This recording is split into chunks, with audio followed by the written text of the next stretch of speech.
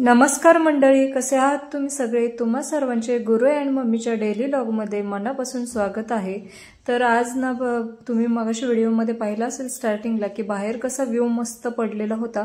ऊन सुद्धा नाहीये आणि पाऊस सुद्धा नाहीये, मस्त असं ढगाळ वातावरण झाले। आणि अशा वातावरणात ना असं काहीतरी चटपटीत किंवा मग तळलेले पदार्थ खायला ना खूप जास्त म्हणजे आवडतात। आणि मला तर खूप जास्त क्रेविंग होत होती तळलेलं काहीतरी खाण्याची।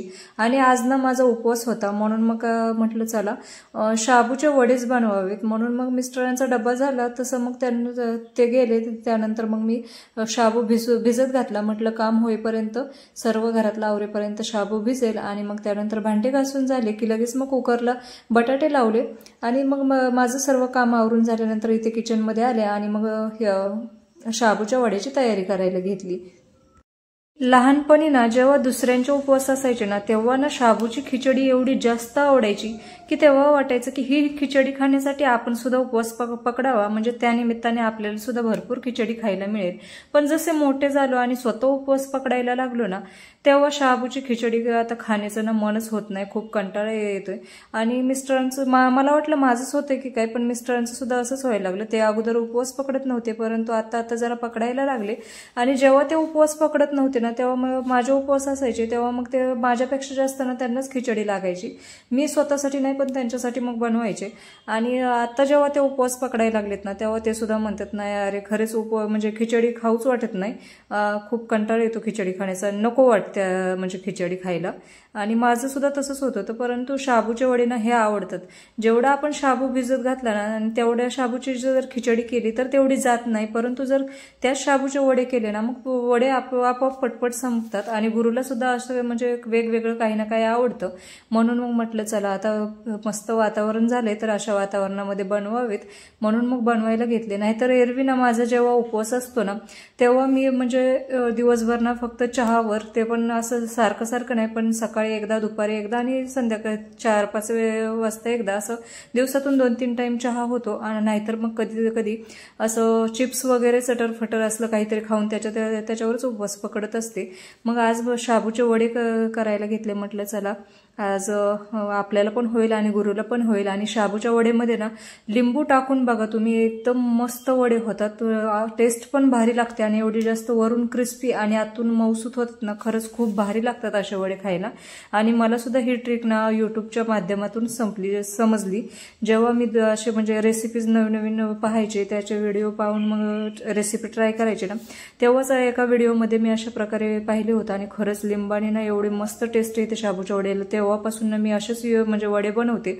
आणि त्यामुळे ना बाहेरचे शाबूचे वडे म्हणजे विकत मिळतात ना त्यामुळे मला ते खाण्याची इच्छा होत नाही, तेवढे घरातले वडे एवढे आवडतात। नाहीतर इतर वेळी आपण जे काही फास्ट फूड वगैरे खातो ते आपल्या घरच्यापेक्षा आपल्याला बाहेरचं आवडतं, पण शाबूचे वडे ना मला घरचे स्वतःचे बनवलेले खूप जास्त आवडतात। मी कधी ट्राय केले नव्हते परंतु एकदा केलते तर काय त्याला एवढी टेस्ट नव्हती। मग त्यात बरेच जण कसे उपवास असेल ना तर मग उपवासाला म्हणजे मीठ वगैरे खात नाहीत, ते अवॉइड करतात, मग त्यामुळे असेल की काय, परंतु बाहेर जे मी खाल्ले होते त्यात मीठच नव्हतं आणि एवढी काही टेस्टच नव्हती त्या वड्यांना, पण फक्त क्रिस्पी बनवून दिले होते।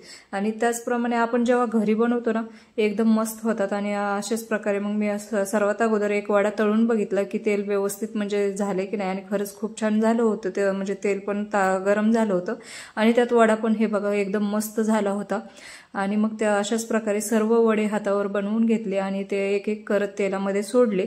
आणि पुढे तुम्हाला दाखवतेच की वडे किती मस्त असे क्रिस्पी होतात आणि आतून सुद्धा एकदम मऊ होतात। आणि काय भानगडे काय माहित, उन्हाळ्यात ना असे काय तळलेले पदार्थ दुसऱ्यांनी जरी तळून दिले ना तरी सुद्धा खाऊ वाटत नाही, तेवढी गरमी असू द्या किंवा काही म्हणा, पण उन्हाळ्यात ते खाऊच वाटत नाही, तोंडापर्यंत सुद्धा नेऊ वाटत नाही, तेवढे जास्त गार पदार्थ उन्हाळ्यात खूप जास्त खाऊ वाटतात।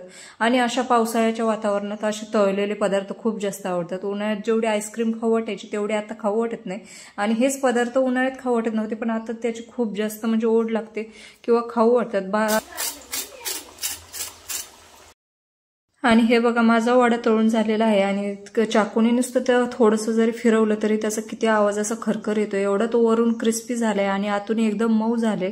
एवढे छान म्हणजे वडे होतात. आणि मी अशीच ट्रिक म्हणजे युट्यूबमध्ये म्हणजे कोणाची तरी रेसिपीमध्ये पाहिली होती आणि त्यांनी अशाच प्रकारे वडे बनवले होते. म्हणजे त्याला मेंदू वड्याप्रमाणे मध्ये एक होल पाडलं होतं आणि अशा प्रकारे वडे तळून घेतले होते आणि खरंच खूप छान होतात असे वडे. मग मला सुद्धा तसेच आवडायला लागले आणि तेव्हापासून मी अशाच प्रकारचे वडे बनवते. आता काही एवढं आठवत नाही की तो कोणाचा म्हणजे चॅनल वगैरे होता, परंतु त्यांच्या म्हणजे रेसिपी मला खूप जास्त आवडल्या होत्या. अशा काही रेसिपी ट्राय केल्या तर मुलांना सुद्धा म्हणजे रोजच्या खाण्यातून काहीतरी वेगळं मिळतं आणि तसेच ते सतत बाहेरचं जे मागतात त्यापेक्षा हे घरी असं काहीतरी वेगळं बनवून दिलं तर त्यांच्यासाठी सुद्धा बरं पडतं आणि त्यात हेल्दी रेसिपी सुद्धा होऊन जाते. आणि आता काय झाले ना की ह्या पावसाळ्याच्या वातावरणामुळे ना काही वाळतच नाही. उलट जे काही आपल्या घरात चपाती असेल काही ती थोडी जरी एक दिवस जरी जास्त राहिली तरी त्याच्यावर बुरशी चढून जाते आणि जर त्यामुळे वाळवून ठेवायचं म्हटलं तरी ते होत नाही.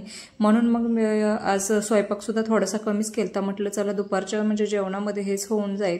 आणि मग अशा प्रकारे वडे बनवले होते आणि खरंच खूप मस्त झाले होते ना. हे वडे ना गरम गरम खायचे एकच नंबर लागतात, कारण नंतर जसे निवतील ना तसे ते मग परत नरम पडत जातात. त्यामुळे गरम गरम एकदम टेस्टी लागतात आणि मी त्यामुळे आता बनवायला घेतले होते. कधी एकदा खावं असं झालं होतं आणि खरंच गरम खूप जास्त आहेत पण तरी सुद्धा याची टेस्ट ना एकच नंबर लागत आहे. आणि तुम्ही सुद्धा ट्राय करून बघा आणि कमेंटमध्ये सांगा मला कसे झाले आहेत तुमचे देखील वडे. आणि कसं होतं ना, आपण जेव्हा दुसऱ्यांचं पाहतो किंवा कोणीतरी असं बनवलेलं पाहिलं की आपल्याला सुद्धा क्रेविंग होते आपल्याला खाण्याची आणि किंवा बनवण्याची, तर तसंच इच्छा जागृत होते. त्यामुळे मग असं दुसऱ्याचं पाहिलं भारी वाटतं. आणि तुम्ही मला बनवून सांगा कसे झाले तुमचे ते.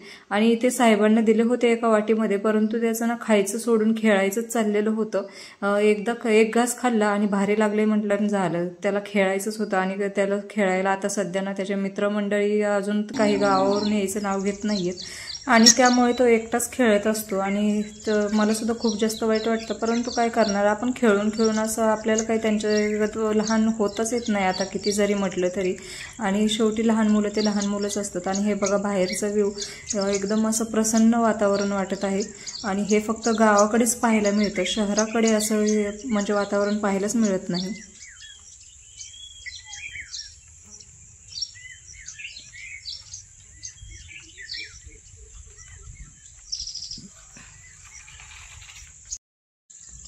हिरवागार सुंदर असा निसर्ग आणि त्यात पक्ष्यांची किलबिलाट कानावर पडल्यावर एकदम प्रसन्न होऊन जातं. आणि आपल्या मनात किती जरी म्हणजे असं काय म्हणतो ना आपण की उदासी जरी असली ना तरी देखील या अशा वातावरणामध्ये भारी वाटतं आणि काम करण्यास देखील उत्साह येतो. तसा उत्साह ना उन्हाळ्यात येतच नव्हता एवढं जास्त. थोडंसं जरी घरातील काम केलं तरी थकल्यागत होत होतं. आणि हे बघा आमचे छोटे साहेब हे खेळत आहेत बाहेर. आता मस्त अशा माती त्याला खेळायला भेटली, कारण आता पाऊस पडून गेलाय त्यामुळे ओली झाली सगळी माती आणि अशा मातीमध्ये खेळायला मुलांना खूप जास्त आवडतं. मला सुद्धा वाटायचं की चला आपण थोडंफार त्याच्यासोबत खेळावं म्हणून, परंतु जशी मी त्याच्या जवळ आले ना ही माती पाहून ना मला म्हणजे असं मला तिथे बसण्याची म्हणजे खेळण्याची इच्छाच होत नव्हती. आता कोणी काही याच्यावर कमेंट करेल, परंतु कसं आहे ना लहानपणी ना आमच्या घरात ना सर्वात जास्त मातीनं मीच खेळली असेल, परंतु मोठं झाल्यानंतर काय होतं काय माहिती आपल्याला खेळायला असं नको वाटतं. नाहीतर लहानपणी का आपल्याला ते सुद्धा हे वातावरण अशी माती वगैरे खेळायला खूप जास्त आवडायचं.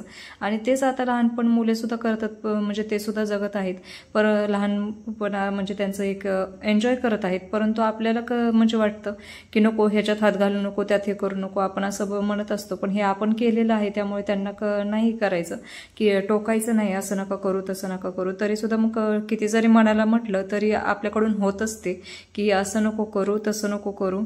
पण चला आता त्याला एन्जॉय करू द्या, कारण आपल्यालाही माहिती आहे की आपलं लहानपण हे काय आता परत येणार नाही. तसं यांचं सुद्धा काही दिवसांनी तेच होणार आहे. यांना सुद्धा परत वाटेल की लहानपणाचे दिवस छान होते आणि त्यात आपण असे अडथळे आणायचे नाही की हे करायचंच नाही म्हणून. त्यामुळे जे करायचंय ते करू द्या.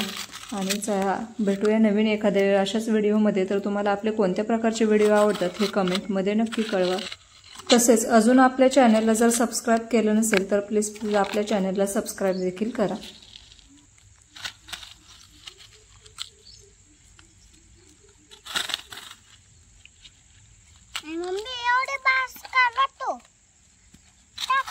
बस थांबा, हे एक झालं.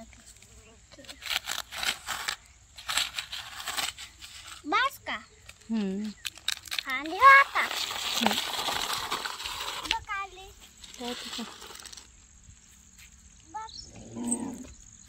हळू हळू हळू हळू हळू हळू चालले